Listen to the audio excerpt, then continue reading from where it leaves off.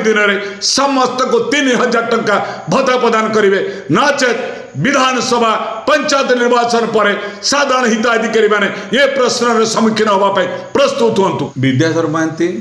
ओडिशा भत्ता प्रदान संघर्ष समितिर राज्य सभापति धन्यवाद दूचे आपण को दुख प्रकाश करुच्ची राज्य सरकार एक विभ्रांतिकर निष्पत्ति को विभ्रांतिकर निष्पत्ति होची बालेश्वर बालियापाल विभिन्न पंचायत हो पारे केवल बालेश्वर जिला में भद्रक भी हो पारे मयूरभंज भी हो पारे जाजपुर भी हो पारे केन्द्रापड़ा भी हो पारे जगतसिंहपुर हो पारे अनेक जिला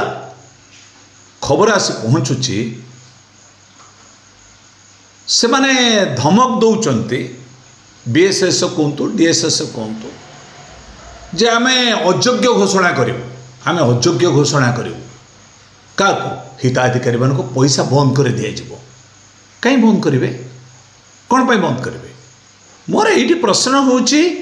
जानुआरी 15 तारिख रे माननीय मुख्यमंत्री ओडिशा घोषणा कले आज दिन ठारू आमे जो माने 1200 पाउचंती जे 1000 पाउचंती से मानक अविलंबे 3500 टंका दबू कौ माने 80% 80 वर्ष ऊर्ध कहे कि राज्य सरकार प्रत्येक बीएसएस कहतु डीएसएस कहतु बा एसएसपीडी डिपार्टमेंट को कही पारिबे कि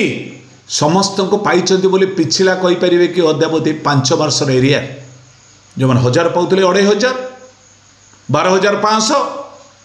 ये हूँ 3500 16000 जे 23 मैंने पाउले 1200 से पाइबे पिछला 2300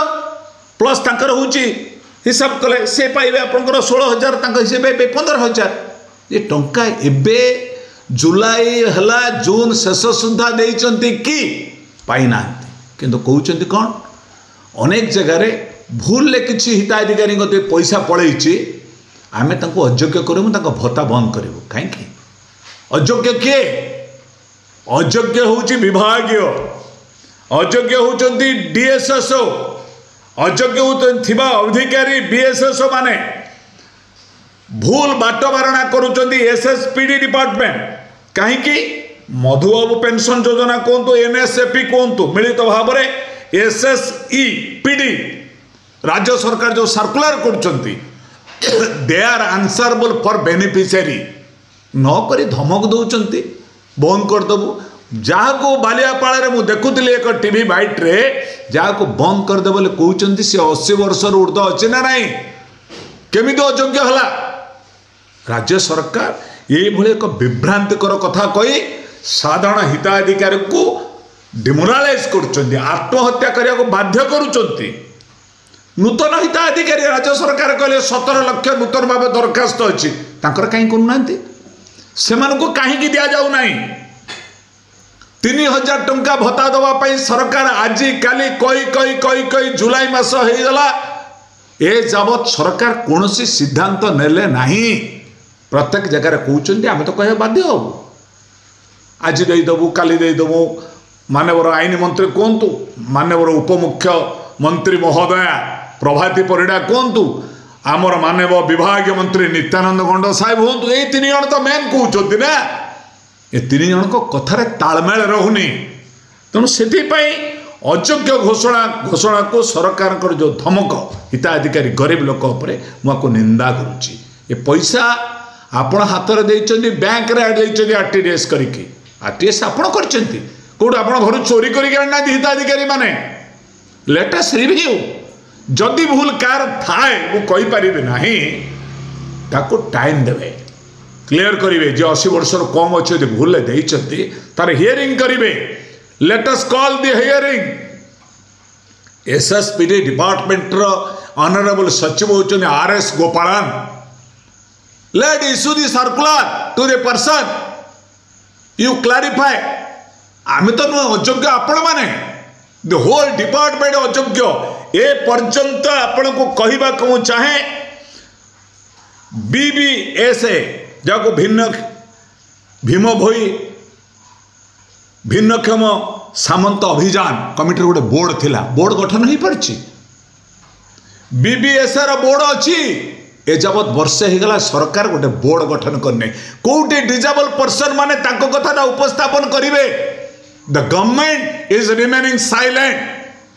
केबे आकु करिवे नाही मुआ को निंदा करूची ए भली विभ्रांतिकर कथा देई साधारण गरीब हिताधिकारी वृद्ध वृद्धा भिन्नक्षम भाई भौणी माने एवं स्पेशली विधवा भौणी अविवाहित भौणी मानक मनरे दुख प्रकाश करंतु नाही 3000 टंका भत्ता दबा पाई तारीख धार्य करी तुरंत घोषणा करंतु मोर दाबी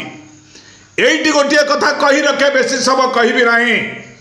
मु सुनुची सोशल मीडिया रे वायरल होची 15 तारीख भितर जदि राज्य सरकार 3000 टंका न देवे 19 तारीख दिन विधानसभा घेरो हम जड़े पूर्वतन मुख्यमंत्री उद्बोधन देवे धारणा किए से पूर्वतन मुख्यमंत्री ओडिशा तो पूर्वतन मुख्यमंत्री सब स्वर्गत 2 जण अच्छा मु कहीं ना कहि आपण रिव्यू करंतु से पूर्वतन मुख्यमंत्री को मुख्यमंत्री पूर्वतन मुख्यमंत्री नहीं धारणा देवे भत्ता संघर्ष समिति सेमिति निष्पत्ति नहीं हिताधिकारी मानक मनरे न आसिले 3000 टंका पाइबे नहीं जदि पाइबे आसंतु जोग देवे भत्ता संघर्ष समिति कौन से राजनीतिक अभियान नुहे राजनीतिक करण संगठन नुहे भत्ता संघर्ष समिति ओडिशार 54 लाख हिताधिकारी मानक सामाजिक सुरक्षा भिन्नक्षम सशस्त्रीकरण विभाग रे अनियमितता विरुद्ध लड़ाई करुची ओडिशा सरकार संकल्प पत्र रे देइतिबा प्रतिश्रुति अनुसार कार्यकारी करने 3000 टंका दावी करुचु आम एक राजनीतिक अभियान में जो पूर्वतन मुख्यमंत्री पूर्वतन मंत्री मैंने आसी विधानसभा घेर उद्बोधन देवे ना एक राजनीतिकरण अभियान नुहे ये अभियान हूँ साधारण हिताधिकारी मान अधिकार को सब्यस्त करने परिप्रेक्षी मु आशा करुच्ची राज्य सरकार ए जाबत बीबीएसए कमिटी बोर्ड गठन करंतु एवं समस्त डीएसएसओ समस्त बीएसएसओ मानकु एसएसपीडी बा आपणकर SSEPD social security empowerment of the दियंतु आपण डिपार्टमेंट इश्यू करू तांको नोटिस डाकंतु कहा किए रेगुलर करछि रेस्पॉन्सिबल जहाँ डिफिकल्ट अच्छी government are responsible social security department एथिरे साधारण हिताधिकारी मान भितर भय सृष्टि करंतु नहीं जदि कार काँ जाइथिबो मु जाने ना मु कहि पारे ना ताको सुजोग देबे बिल 80 जदि 3500 का छाड़ी सुजोग देबे आज तो 90 वर्षर वृद्ध अद्यावधि 3500 पाई नहीं जुलाई 26-27 तारीख पर्यंत आपण पेंशन देई नांती अनेक जिल्लार अच्छी एप्रिल मे रु पाई नांती ये संपर्क रिव्यू करिवो किए